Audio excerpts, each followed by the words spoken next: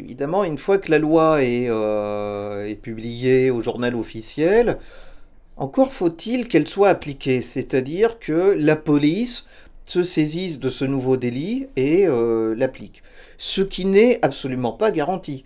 Alors, on peut penser que un gouvernement, une majorité parlementaire qui vient de faire voter une loi, a plutôt envie, en tout cas juste après qu'elle soit promulguée, de montrer que ça marche. Donc on peut s'attendre à ce qu'il y ait des consignes qui soient données par les préfets aux services de police pour faire pas mal de pénalisation de clients, en invitant éventuellement les journalistes à assister à ça.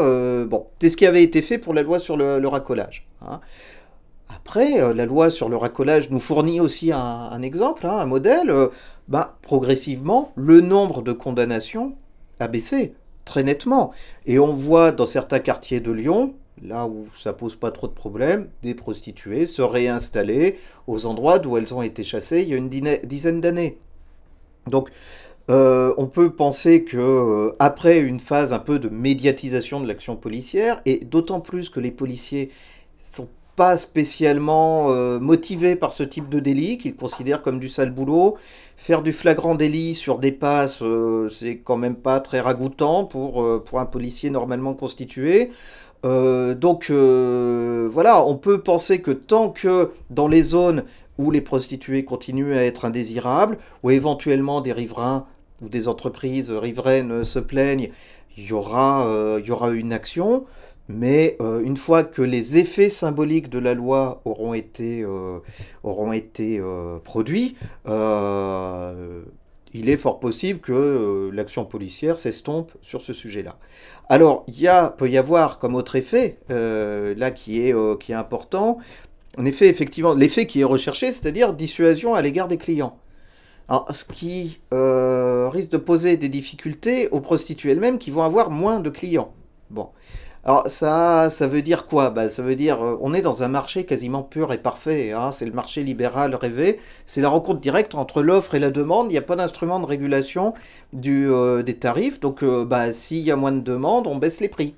Bon, s'il y a moins de demandes, on est moins exigeant aussi sur les clients. C'est-à-dire que les clients qu'on sent pas bien, bon, les prostituées qui auront les moyens de les écarter, les écartent. Si elles ont moins de clients, elles vont prendre davantage le risque. Et peut-être que leur crainte, le fait de ne pas sentir le client, c'est bien fondé. C'est-à-dire que ça peut être un agresseur. Bon, donc risque d'augmentation du nombre d'agressions. Et également, les clients sont quand même toujours très nombreux à refuser des passes sans préservatif, quitte à payer plus cher. Et si vous n'avez pas de clients depuis 2 jours, qu'il y en a un qui se présente et que c'est sans préservatif, bon, voilà. Donc en termes de santé publique, c'est catastrophique. Alors à cet argument, les promoteurs de la loi répondent, oui, mais c'est l'effet qui est recherché, c'est-à-dire la prostitution deviendra moins rentable, et donc les prostituées, constatant cela, se réorienteront vers d'autres activités professionnelles. Alors, oui, mais ça c'est un argument qui est assez faible, parce qu'il suffit d'aller à Pôle emploi pour se rendre compte que les alternatives à la prostitution ne sont pas forcément très nombreuses, ne sont pas forcément très réjouissantes, s'agissant des emplois définis comme féminins, des emplois qui sont peu qualifiés parce que beaucoup de prostituées ont peu de diplômes ou ont des diplômes et diplômes étrangers qu'ils ont du mal à faire reconnaître. Donc voilà, on est dans ce que j'ai expliqué tout à l'heure, un raisonnement logique qui se tient dans la pure abstraction, mais qui, appliqué concrètement, conduit à une impasse, hein. Et j'ajouterais que les revenus alternatifs au travail qui sont proposés, c'est l'allocation adulte handicapé, c'est le RSA, moins de 500 euros pour une personne seule, c'est pour les étrangères qui bénéficieront, si elles arrêtent de se prostituer, d'une autorisation temporaire de séjour. C'est l'allocation temporaire d'attente qui, pour l'instant, est réservée aux demandeurs d'asile, c'est 330 euros par mois. Donc c'est totalement indécent, hein. On ne peut pas vivre avec des montants aussi faibles. Et ça veut dire que des gens qui bénéficieront, entre guillemets, bénéficier de ces revenus, les compléteront éventuellement par de la prostitution. Mais se disqualifieront à ce moment-là. hein, c'est-à-dire elles montreront que ce ne sont pas des bonnes prostituées qui veulent bien se réinsérer, hein, mais de la mauvaise volonté. Donc il n'y a pas de raison d'être sympa avec elles, entre guillemets. Et c'est notamment, c'est le piège terrible dans lequel vont se retrouver les étrangères, c'est-à-dire régularisation, mais injonction à arrêter de se prostituer, avec des revenus insuffisants. Et si elles essayent de compléter ces revenus insuffisants par de la prostitution, ah ben là, il n'y a aucune raison de les garder sur le territoire, donc c'est le centre de rétention et c'est l'expulsion. Hein.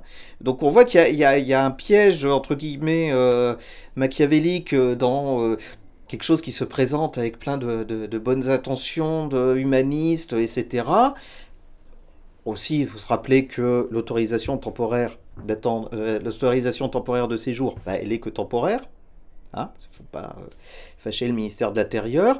Et elle est soumise également à l'arbitraire du préfet, qui peut dire, finalement, cette personne, malgré tout, c'est quand même une prostituée. Donc, est-ce qu'on a vraiment besoin d'une personne qui a des activités aussi illégitimes et immorales sur notre territoire? Bon, est-ce qu'elle est vraiment méritante? Ce que la proposition de loi est en train de réinstaurer, c'est un vieux clivage qu'on croyait disparu depuis le 19e siècle, qui est celui entre les pauvres méritants et les pauvres non méritants qui ont que ce qu'ils méritent. Et la prostituée qui met de la mauvaise volonté à se réinsérer, bah, il n'y a pas de raison d'être sympa avec elle. Hein, elle ne fait pas d'effort. Donc, voilà. Donc on est dans un modèle de référence qui est du plus pur esprit 19e siècle, paternaliste et autoritaire, hein, dans son fondement.